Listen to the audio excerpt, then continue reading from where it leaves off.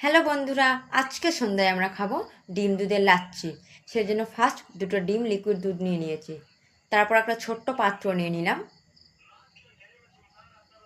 এরপর এর মধ্যে আমরা দিয়ে দিলাম লিকুইড দুধ।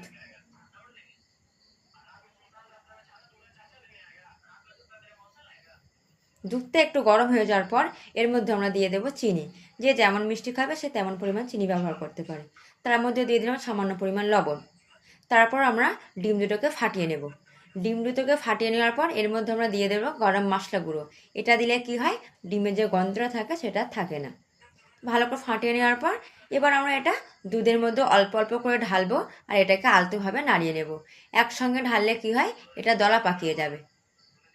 তো এইভাবে বেশ কিছুক্ষণ নাড়িয়ে নেওয়ার পর আমাদের রেসিপিটা আমরা রেডি করে নিয়েছি। আপনারা কিন্তু এভাবে ট্রাই করতে পারেন, খেতে কিন্তু খুব স্বাদ।